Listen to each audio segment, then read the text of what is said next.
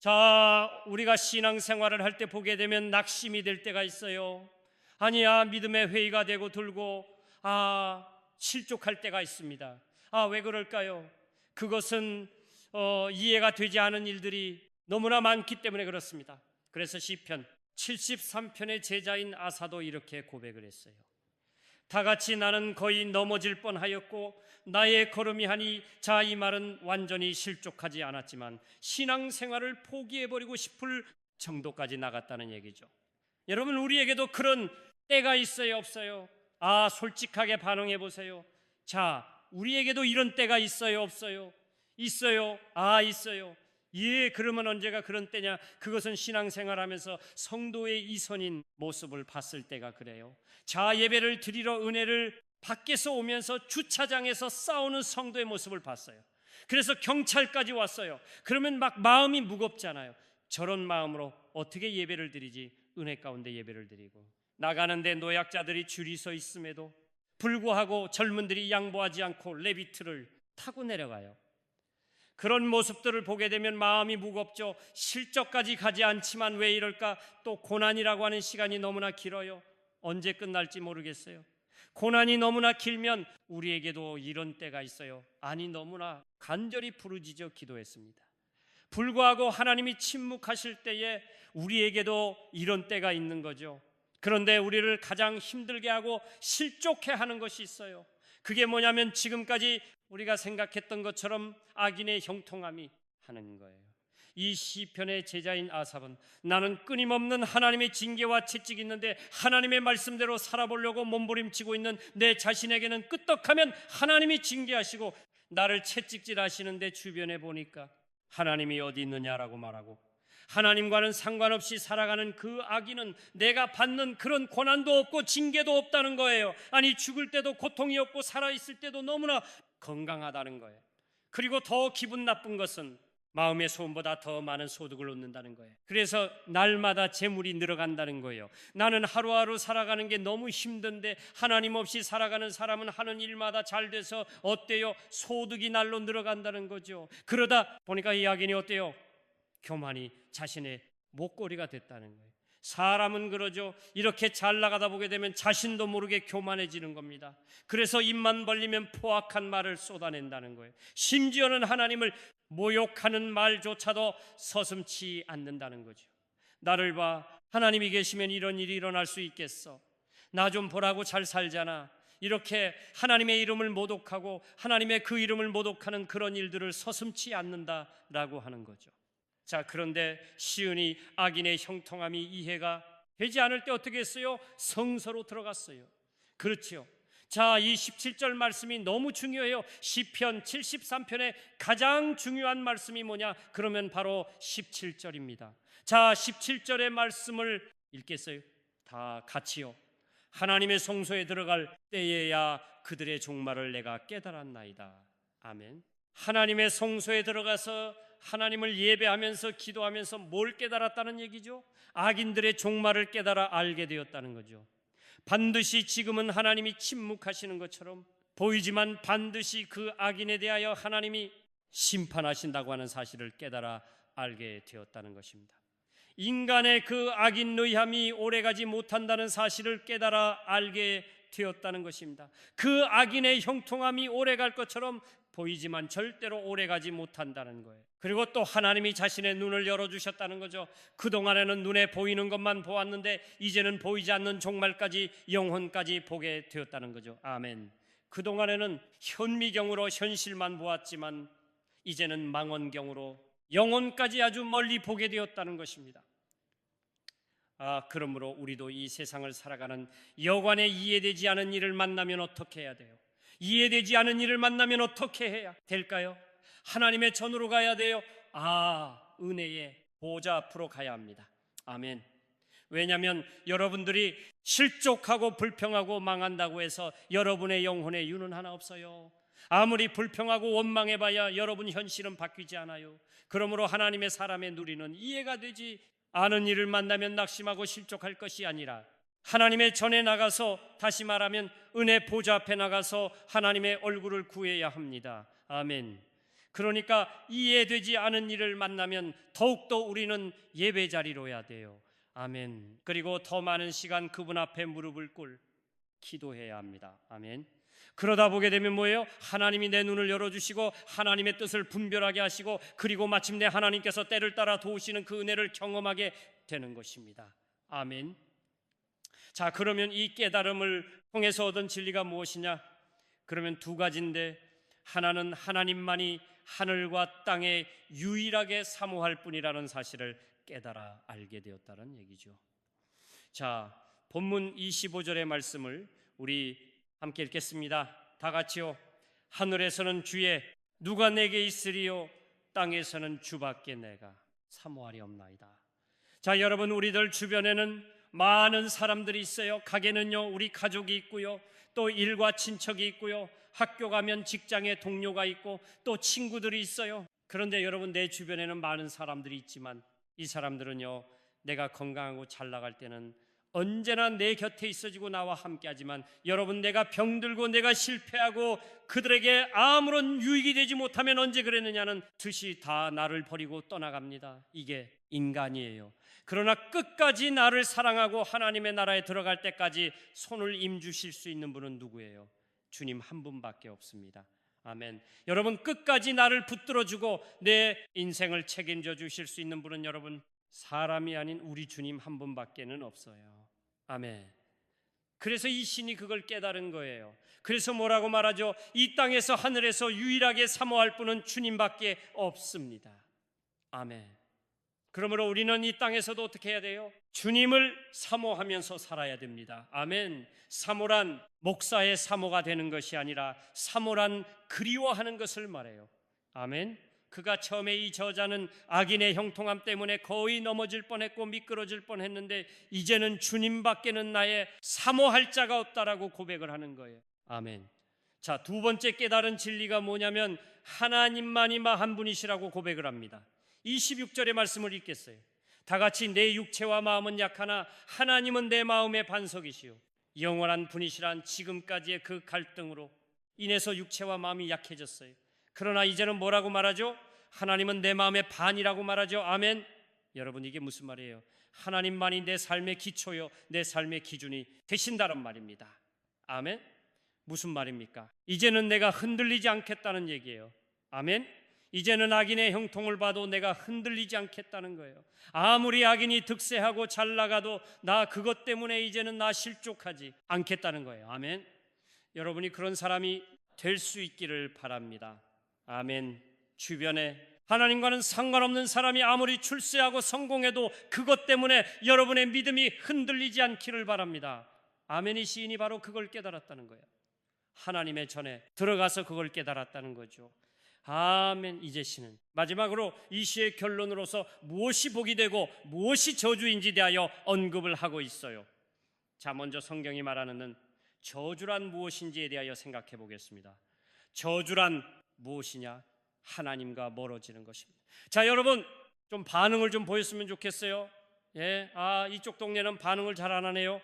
예, 자, 저주란 무엇이라고 하나님과 멀어지는 거예요? 본문 27절의 말씀을 보겠습니다. 다 같이요. 무릇 주를 멀리하는 자는 망하리니 같이 주를 떠난 자를 주께서 다 멸하셨나이다네. 그러니까 주를 멀리하는 자는 망한대요. 여기서 주를 멀리하는 자는 누구죠? 의도적으로 주를 떠난 자들, 그리고 문맥적으로 보게 되면 악을 행하면서도 형통케 된 자들을 말합니다. 여러분, 우리들 주변에 보게 되면 주를 멀리 떠나가는 사람들 있잖아요. 예. 자, 망한다는 말이 무슨 말이냐면 받으라 하는 말인데, 이 말은요, 길을 잃다 결핍되어 망한다는 말이에요. 그러니까 사람의 눈에는 굉장히 형통한 것처럼 보일지라도 주를 멀리 떠나 있는 사람은요, 그 영혼이 길을 잃고 그리고 그 영혼이 결핍되고 그 영혼이 망할 수밖에 없다는 거예요. 어떤 한 유튜버가 그런 말을 더라고요. 내가 주를 떠났는데 이제 내가 행복을 알았다. 주를 떠나는데 너무 행복하다는 거예요. 예, 그것도 목사의 아들이. 근데 내가 그 사람의 모습을 좀 봤어요. 유심히 보니까 얼굴은 전혀 행복하지 않아요. 그 영혼은 결핍으로 가득 차 있어요. 그러면서도 말을 해요. 나는 주를 떠난 지금의 삶이 너무나 행복하다. 자신의 양심을 속이는 거죠. 여러분, 무엇이 저주입니다? 환난과 고난이 저주입니다. 여러분, 질병이 저주입니다. 하나님의 징계가 저주의 아니에요. 저주란 뭐냐? 하나님과 멀어지는 것입니다.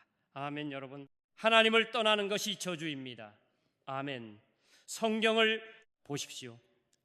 하나님의 백성에게도 하나님의 사람에게도 고난이 있었습니다. 이해할 수 없는 풍랑이 있습니다. 하나님의 사람에게도 배신과 가난과 아픔이 있습니다. 하지만 그 고난 때문에 모두가 하나님과 멀어졌네요. 아니죠. 도리어 그 고난을 인해서, 아니 인생의 풍을 인해서 내 안에 주어진 어떤 병가가 마음의 상처를 인해서 더욱더 하나님께로 가까이 나가는 자들이 더 많습니다. 아멘. 여러분, 대표적으로 생각해 보세요. 우리가 잘하는 것처럼 온전하고 정직하고 그리고 하나님을 경외하며 악에서 떠난 자였습니다.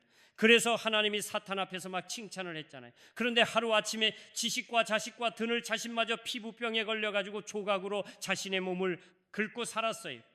심지어는 지나가는 사람들이 욥에게 침을 기까지 했어요. 나중에는 그 아내마저 하나님을 욕하며 죽으라고 했어요. 정말은 인간의 언어로는 설명하기가 어려울 정도의 측량할 수 없는 고난을 당했서는 욥이 당한 고난의 기간을 말하고 있지 않거든요. 그런데 성경학자들은 대부분 욥이 당한 고난의 기간을 30년이라고 말을 해요. 하지만 욥이 고난을 인해서 하나님과 멀어지는 것이 아니라 하나님께로 더 가까이 나아갔습니다. 아멘. 그래서 그전에는 막연하게 지식으로만 있었던 하나님을 인격적으로 깊이 만나게 되었어요. 아멘. 그래서 욥기 42장 5절에서 욥이 이런 고백을 하잖아요. 다 같이요 내가 주께 대하여기로 듣기만 하였사오나 이제는 눈으로 주를 배우나이. 아멘 아멘. 예 시편의 제자도 이런 얘기를 하고 있어요.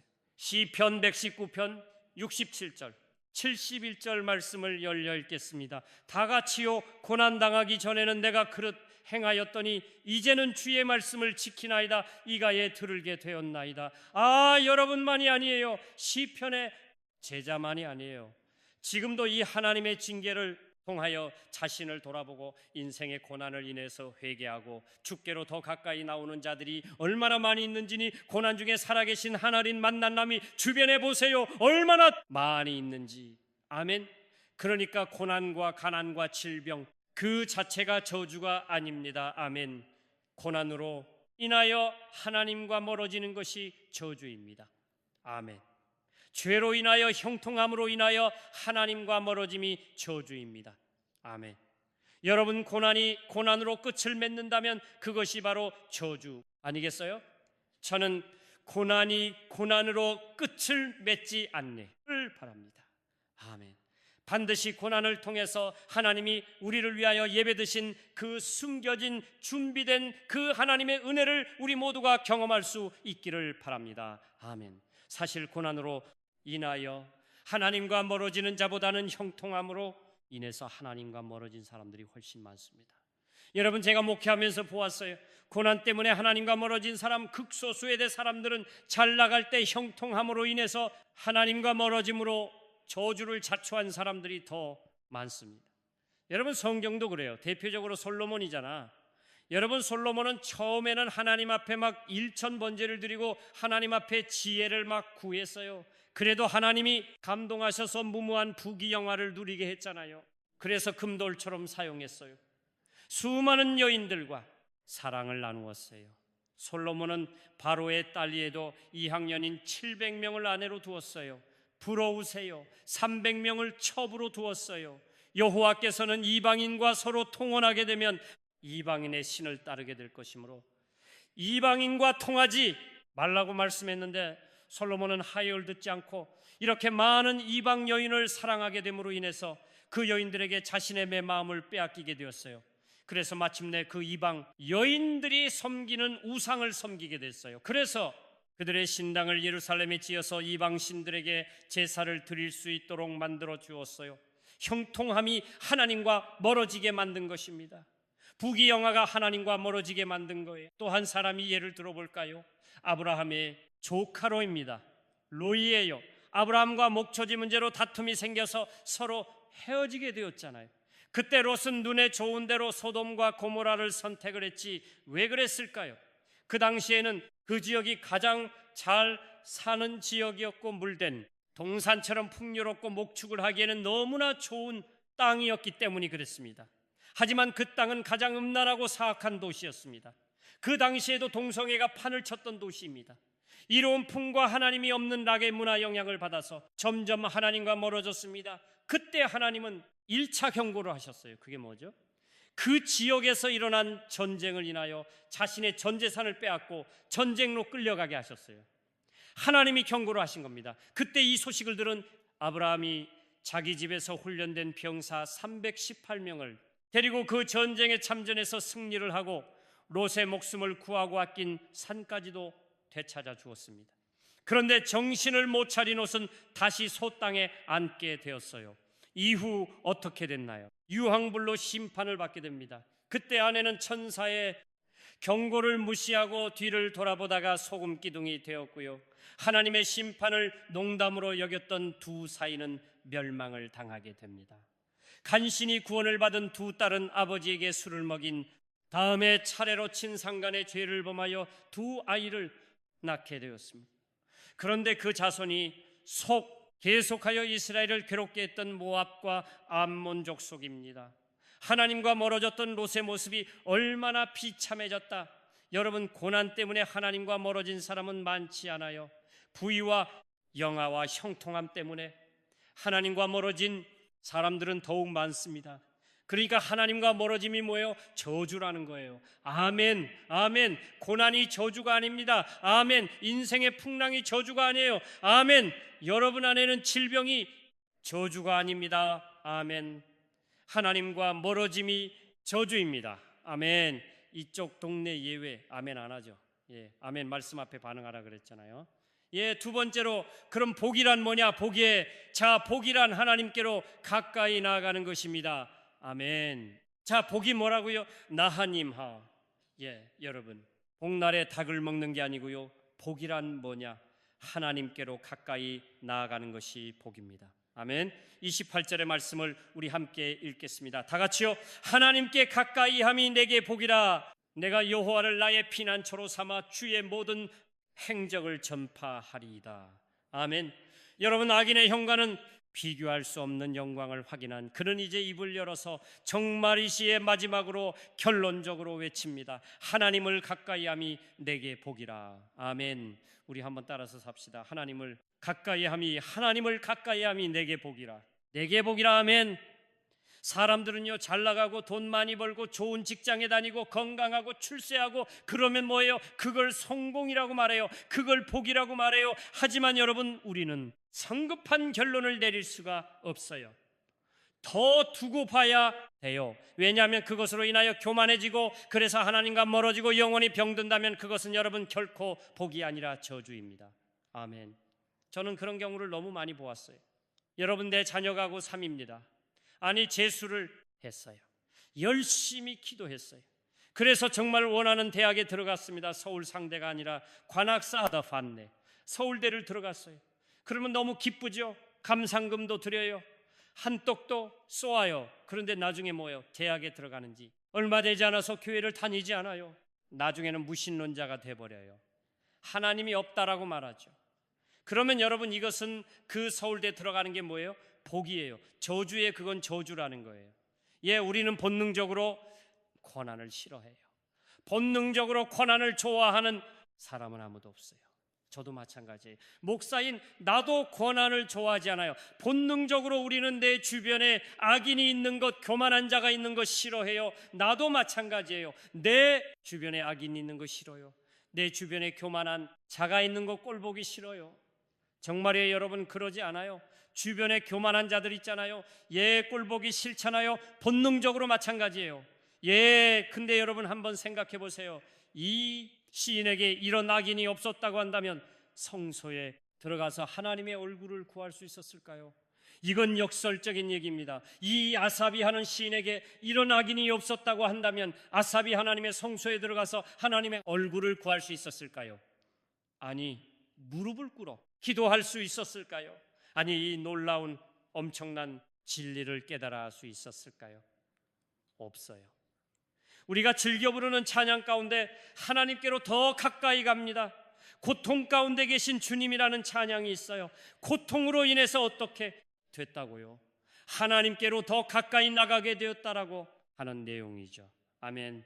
또 찬송가 373장 2절에 이런 가사가 있어요.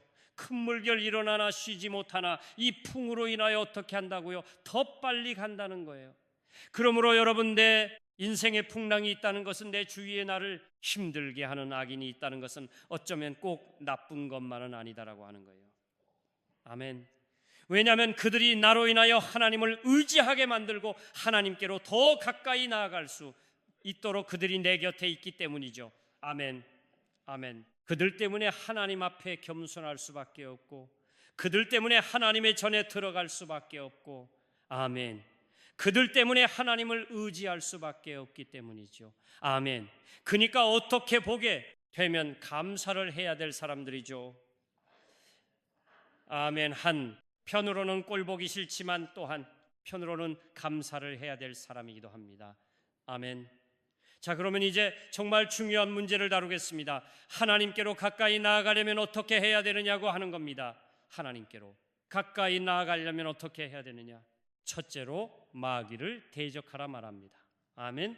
자, 첫째로 어떻게 하라고요? 마귀를 대적하라. 마귀를 대적하라. 야고보서 4장 7절의 말씀을 읽겠습니다. 다 같이요. 그런즉 너희는 하나님께 복종할지어다. 마귀를 대적하라. 그리하면 너희를 피하리라. 아멘.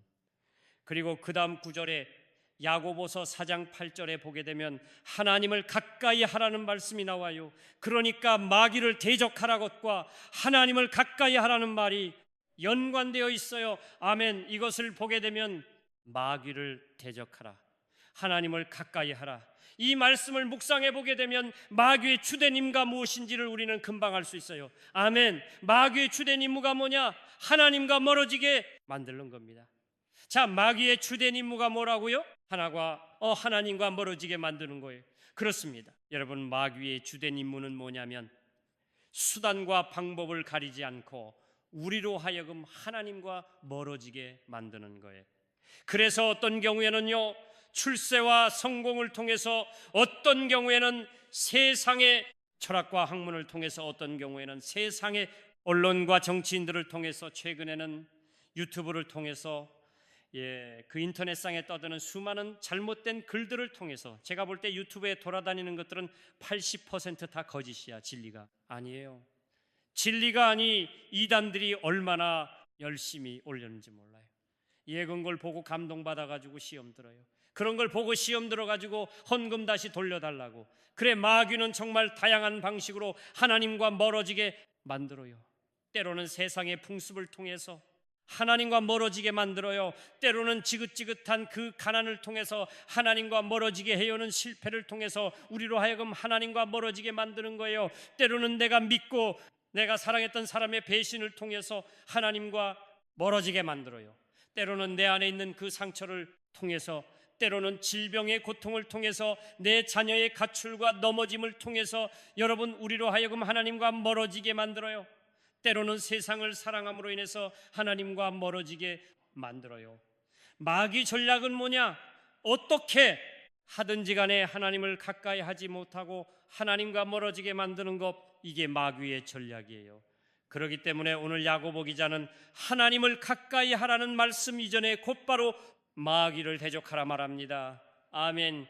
여러분, 이것은 하나님의 명령이요. 아멘. 따라서 합시다. 마귀를 대적하라, 마귀를 대적하라. 이것은 명령으로 돼 있어요. 아멘. 그러니까 해도 되고 안 해도 되는 문제가 아니에요. 여러분, 마귀를 대적해야 될 거 아닙니까? 아멘. 하나님의 명령인데, 그런데 사람들은 신앙생활 하면서도 마귀를 대적하지 않아요. 영적인 전쟁을 하지 않아요. 마귀를 대적하는 사람을 보게 되면 조금 사람이 잘못된 사람, 무식한 사람, 맹신자 이런 취급을 하잖아요. 이건 사탄이 가장 좋아하는 거예요. 이거는 그러니까 신앙생활에서 영적 전쟁을 보게 되면은요, 총론은 있지만 강론이 없는 거예요. 여러분, 모든 교회는 우리의 삶이 영적인 전쟁입니다. 이 사실을 다 인정해요. 우리 교회만 그런 게 아니에요.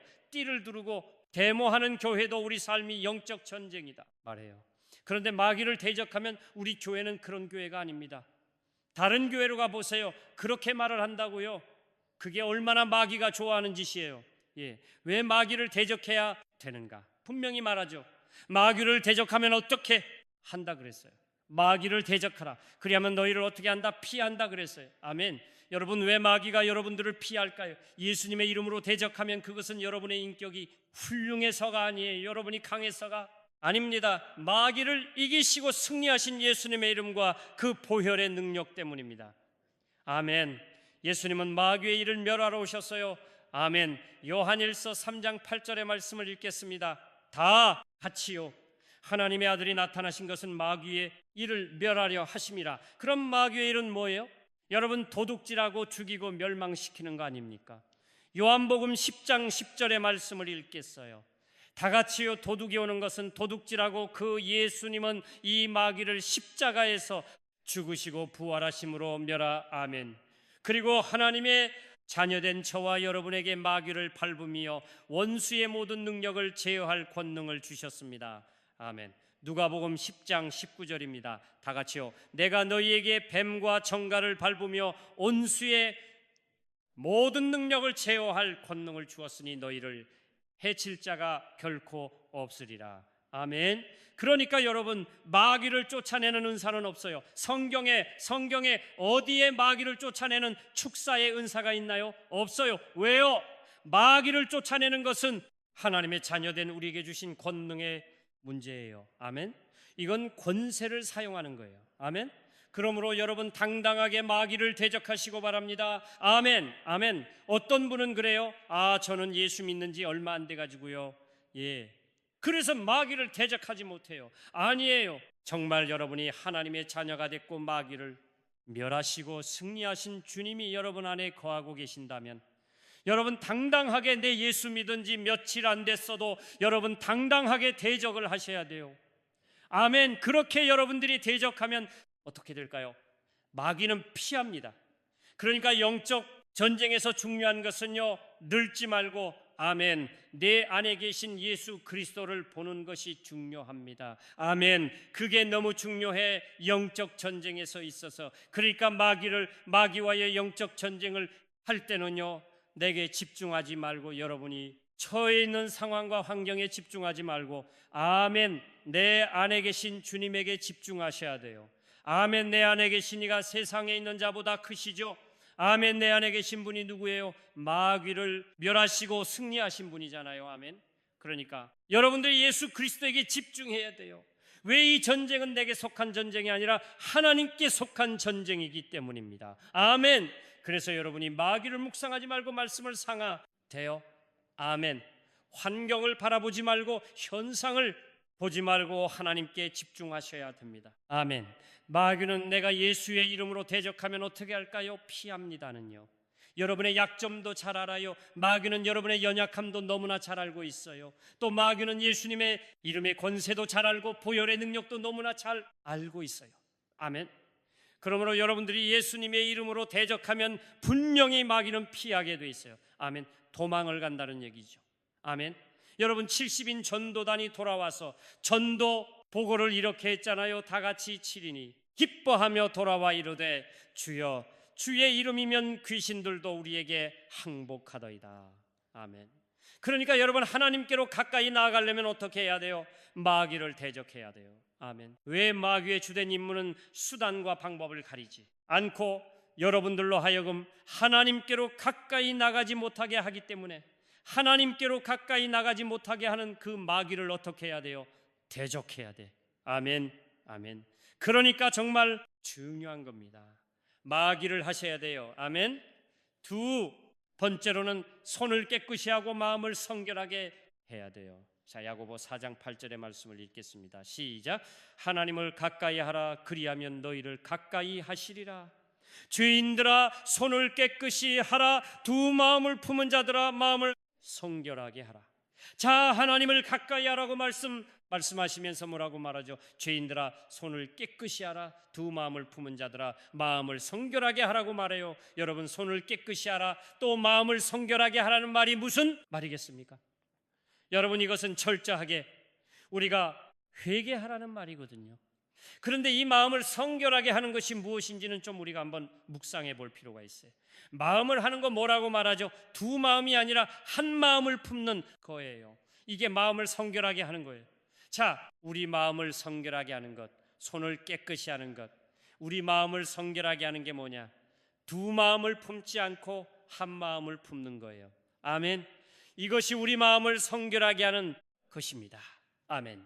그러면 두 마음이 품지 않고 내가 한 마음을 품는 것이 뭐냐? 그것은 하나님의 마음이 내 마음이 되게 하는 것입니다. 아멘. 하나님의 생각이 내 생각이 되게 하는 것입니다. 아멘. 하나님의 계획이 나의 계획이 되게 하는 것이고 하나님의 소원이 나의 소원이 되게 하는 것입니다.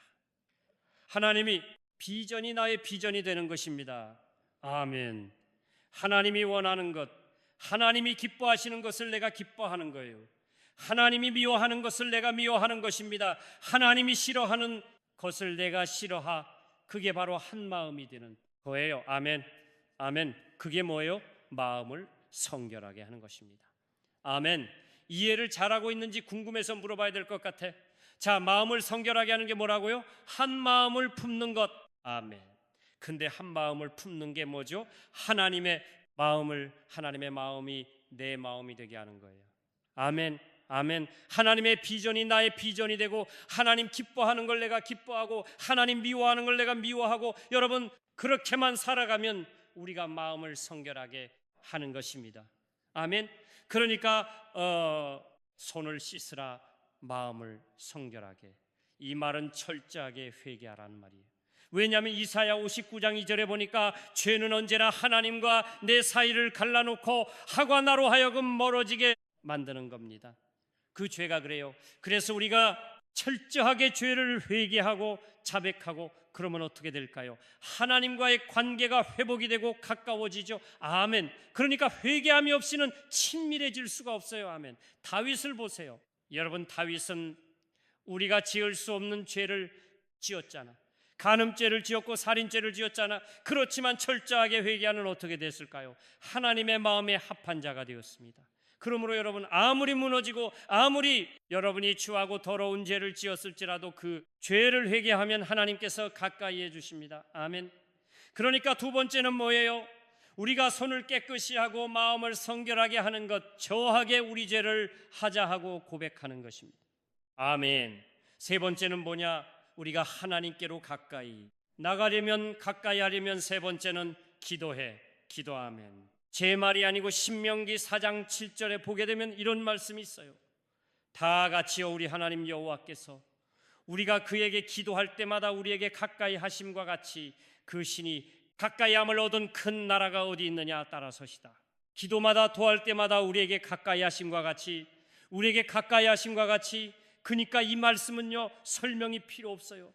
우리가 하나님 앞에 기도할 때마다 하나님이 가까이 해 주신다는 거 아니겠어요? 그러니까 기도란 뭐예요? 내가 원하는 것을 성취해내는 것이 기도가 아니잖아요. 기도란 내가 원하는 것을 얻어내는 수단이 아니에요. 기도라고 하는 것은 내가 하나님과 대화를 나누는 것이고, 아멘. 하과에는 관계잖아. 여러분, 인격적인 관계라고 하는 말이 무슨 말이에요? 서로 사랑하면서 친밀한 사랑의 힘을 나누는 관계를 인격적인 관계라고 말해요. 그러니까 하나님은요, 우리가 하나님을 가까이 하기보다도 자신이 자아를 원하신다는 거. 여러분, 사람과의 관계는 안 그렇잖아요. 나는 이 사람과 가까이 하기 원하는데, 아니 그 친구가 나를 좀 멀리할 때가 있어요. 여러분, 그런 사람 있잖아요? 없어요? 여러분, 그런 사람 있어요? 나는 이 사람과 좀 같이 밥도 먹고 싶고 오랜 시간 차도 마시면서 대화를 나누고 싶은데 이 사람은 자꾸 나를 멀리해요. 그런 경우도 있거든요. 그러면 하나님도 그럴까요? 나는 하나님과 가까이 하고 싶은데 하나님께서는 꾸거르게 하십니까? 아니, 때가 아니다, 때가 아니야, 이렇게 말하십니다. 이러지 않아요. 우리가 하나님과 가까이 하기를 원하는 것보다 하나님은 진짜 우리와 더 가까이 하기를 원하십니다. 아멘. 여러분이 하나님을 사랑하는 것보다 그분이 더 우리를 사랑하기를 원하시는 거예요. 예? 그래서 야고보 기자는 4장 8절에서 이렇게 말씀하고 있습니다. 다 같이요. 하나님을 가까이 하라. 그리하면 너희를 가까하라. 아멘. 가까이 하신다는 말은 무슨 말입니까? 하나님과의 친밀한 사귐을 갖게 되는 것을 말하죠. 아멘. 그러므로 우리는 기도해야 합니다. 아멘. 왜냐하면 기도할 때마다 하나님이 우리와 가까이 하시기 때문이죠. 물론 내가 기도하지 않는다 해도 하나님은 우리와 함께 하십니다. 그러나 기도할 때 더욱더 우리는 뭐예요? 친밀함을 갖게 되고 하나님과 하나님이 지금 나와 함께 계신다는 사실을 더 분명하게 확실하게 체험할 수가 있는 거예요. 아멘. 여러분, 영적으로 기도를 해본 사람들은요, 금방 알아요. 하루만 기도하지 않아도 하나님과 나와의 사이에 틈이 생긴다는 걸 금방 알 수 있어요. 그럼 모르신다고요? 문제가 있는 거죠. 여러분, 피아노를 치는 사람도 하루만 치지 않아도 금방 안다고 그러잖아요. 근데 하나님과 우리 사이에도 마찬가지예요. 내가 하루만 기도하지 않아도 금방 느껴져요. 예. 자, 그럼 이제 마지막으로 성경이 말하는 복과 저주의 기준을 정리하고 마치도록 하겠습니다. 28절에 보니까 하나님께 가까이 함이 뭐라고요? 내게 복이라고 말씀하십니다.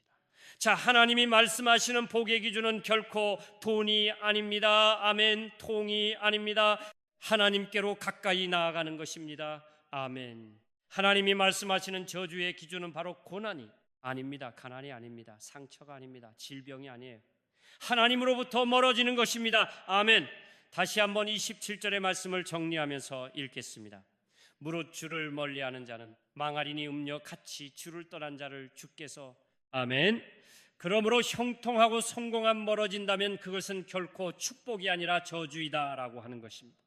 자, 우리가 사는 세상에도 간격이라고 하는 게 있어요. 거리가 있어요.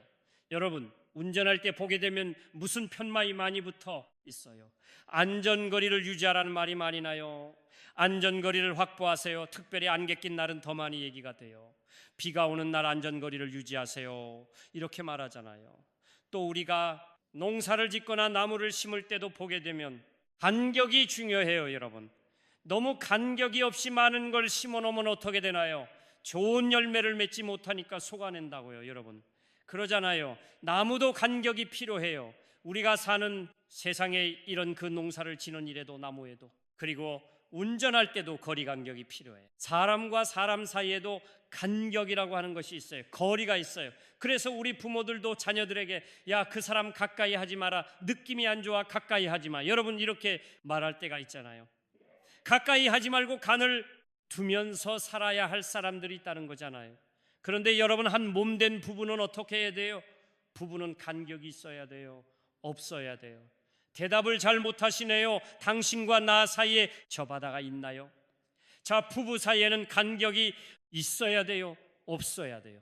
근데 왜 이렇게 답이 이렇게 신찮아요? 다시 한번 묻겠습니다. 부부 사이에는 간격이 있어야 돼요? 없어야 돼요?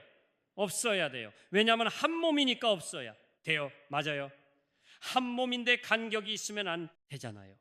예, 그래서 성경에도 말하잖아요. 우리가 어떻게 하라고요? 화를 낼 때도, 분노가 치밀어 올 때도 어떻게 해야 돼요? 해가 지기 전에 화해를 하라는 거잖아요. 그 이유가 뭐죠? 사탄이 틈을 타지 못하게 하려 함이라 그랬어. 아멘. 여러분, 틈이 벌어지면 사탄이 틈을 타요. 그러기 때문에 부부지간에는 간격이 없어야 돼요. 발가벗어도 부끄러워하지 않아야 돼요. 그러잖아요. 간격이 없기 때문에 그런 거잖아요. 그래서 부부지간에는 뭐예요? 방귀도 막 자유롭게 타잖아요. 결혼생활 수십 년 했는데 반기끼로 밖에 나가서 끼고 돌아요. 그건 아니잖아요. 예, 우리 부부만 그런가? 여러분, 그렇지 않잖아요.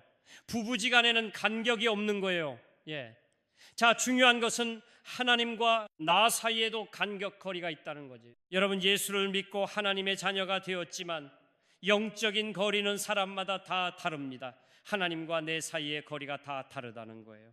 출애굽기를 보게 되면 하나님께서 시내산에 꼭대기에 강화하셨을 때에 하나님이 모세를 그 산 꼭대기로 부르셨어요. 그래서 모세는 40일 40일 산에 있으면서 하나님의 임재 속에 하나님의 영광 가운데 있었어요. 그렇지만 백성들은 저 산 아래 있었어요. 저 멀리서 하나님의 임재를 바라봤다고. 그러니까 여러분, 구약시대에도 모세처럼 하나님의 임 속에서 하나님과 친구처럼 하나님과 친밀한 사귐을 갖고 교제한 사람이 있었는가 하면은 이스라엘 백성들처럼 저 멀리어 하나님의 임재만을 바라보며 살았던 사람들이 있다는 거예요. 마찬가지로 우리가 예수 믿고 하나님의 자녀가 되었지만, 그래서 똑같은 신앙생활을 하고 있지만 하나님과의 거리가 다 다르다라고 하는 것입니다. 아멘. 어떤 분은 진짜 모세처럼 하나님과 친밀한 사을 나누고 친구처럼 하나님과 교제하며 신앙생활을 하는 분이 있어요. 그런데 어떤 분은요, 저 산하에 있었던 백성들처럼 하나님이 지금도 참 멀리 은하수 세계에 계시는 것처럼 느껴지는 분이 계세요. 여러분, 신앙생활이 연수가 중요한 게 아니에요. 여러분, 아멘. 아무리 신앙생활을 오래 했지만 교회 안에서 여러 직분을 가지고 있지만 하나님과 멀어진 사람들이 너무나 많아요. 여러분, 사람과 사람 사이에도 마음에 간격이 생기고 틈이 생기면 많은 문제가 발생합니다. 부부 사이도 마찬가지예요. 간격이 생기고 틈이 생기면 마귀가 틈을 타고 들어옵니다. 심각한 문제가 발생합니다. 하나님과 우리 사이에도 마찬가지예요. 간격이 생기고 틈이 생기면 문제가 발생합니다. 심각한 문제가 발생해요. 여러분, 드로를 보세요. 왜 베드로가 주님을 부인했을, 주님이 오늘 이 밤에 다 울기 전에 내가 3번 나를 부인하리라고 했을 때 베드로는 큰 소리 쳤어요. 주님, 다른 사람은 몰라도요, 저는 절대로 주님 부인하지 않을 거예요. 그런데 부인했을 그 이유가 바로 마가복음 14장 54절 나와요. 읽겠습니다. 다 같이요. 베드로가 예수를 머리 따라 대제사장의 집들 안까지 들어가서, 여러분, 예수님이 잡히시던 날 밤에 예수를 멀찍이 따라갔다는 거예요. 만일에 생각해 보세요. 베드로가 그날 밤에 예수님이 잡히시던 날 밤에 여러분, 예수님과 함께 동행하고 예수님이 신분 받을 때 그 곁에 있어서 주님의 손을 꼭 잡고 있었다고 한다면, 여러분, 그때 베드로가 나 이 사람 몰라요, 여러분, 이렇게 말할 수 있었을까요? 그런 일은 없었을 거예요. 멀찍이 따라왔기 때문에, 주님과의 사이가 멀어졌기 때문에, 간격이 생겼기 때문에 여러분, 주님을 모른다라고 저주하고 부인했던 거예요. 근데 성경에 반대되는 인물이 나와요. 갈렙이 인물이에요. 성경은 갈에 대하여 말할 때마다 이렇게 소개를 해요. 대말할 때마다 여호와를 온전히 은 사람이라고 말하거든요. 자, 호수아 14장 14절 반절의 말씀을 읽겠습니다. 이는 그가 이스라엘 하나님 여호와를 온전히 음이라, 온전히 앗다고 말을 해요. 그리고 개역 한글, 지금 개역 개판에다 충성이라고 돼 있는데 개역 한글 보게 되면 여호수아 14장 8절에 갈 자신이 이렇게 말합니다. 다이오, 나는 나의 하나를 갈렙 자신이 그렇게 말을 해요. 여호수아 14장 9절에 보게 되면 모세가 이렇게 말합니다. 갈렙에 대해서 다 같이요. 내가 나의 하나님 여호와를 온전히 쫓은, 즉 네가 나의 하나님 여호와를 온전히 쫓았다. 모세가 갈에 대해서 말할 때 그렇게 말해요. 그리고 민수기 14장이 14절에 보게 되면, 거기 보게 되면 뭐라고 말하죠? 하나님께서 그렇게 말씀하십니다. 다 같이요, 내 종 갈렙은 그 마음이 그들과를, 즉 아멘아. 여러분, 갈렙 자신도 여호와를 온전히 앗다고 말하고 모세도 말하고 하나님도 그렇게 말을 해요. 그러면 이 온전히 좋았다라고 하는 말을 직역하면 뭐예요? 이 충성이라는 말인데, 직역하면 이래요. 나는 나의 하나님의 뒤를 가득 채웠다. 나와 하나님 사이는 하나님의 말씀으로 가득 채웠다. 그래서 나와 하나님은 없었다. 아멘. 여러분, 그 말이에요. 하나님과 자신 사이에 하나님의 말씀으로 가득 채워져서 틈이 없었대요. 아멘. 그러니까 보세요. 갈렙이 여호수아에 대해서 시기하고 불평하고 원망한 적이 있나요? 그러지 않았어요. 왜요? 여호와를 온전히 찾았기 때문에. 아멘. 아멘. 자신과 하나님 사이에 거리가 없었기 때문이. 아멘. 사탄이 비집고 들어올 틈이 없었단 말입니다. 아멘. 이렇게 하나님과의 거리가 중요합니다. 아멘. 간격이 중요합니다. 아멘. 여러분, 신앙생활에 있어서 하나님과의 나와의 거리가 승패를 좌우합니다. 아멘. 사람과의 거리는 좋을 때도 있고 또 어떤 때는 사람과의 그 가까워짐이 불행할 때도 있어요. 사실 가까우면 실망할 수도 있잖아요. 여러분, 그러잖아. 멀리서 볼 때는 내가 존경했는데 가까이 여행하다 보니까 실망하게 돼요. 가까이 있다 보니까 실족할 수가 있어요. 사랑과의 거리는 그래요. 그래서 가까이 하기에는 너무나 먼 당신이 있다는 말이 나온 거예요. 가까이 갔는데 실족하는 거예요. 그런데 여러분, 사랑과의 거리는 그래요. 그러나 우리 하나님과의 거리는 가까우면 가까울수록 좋습니다. 아멘. 하나님께로 가까이 나가면 우리에게 주어지는 축복이 너무나 많아요. 아멘. 그러나 하나님과 멀어지면 그게 저주해. 아멘. 오늘 이 밤에 하나님과 나와의 영적인 거리가 얼마나 되는지를 스스로 한번 점검해 보시고, 내가 하나님과 많이 멀어졌다면 약속의 말씀 붙들고 마귀를 대적하고, 아멘, 여러분의 손을 깨끗하게 하고 성결한 마음을 품고, 아멘, 기도함으로 우리가 하나님께로 가까이 나아갈 수 있는 그 밤이 되기를 소망합니다. 아멘.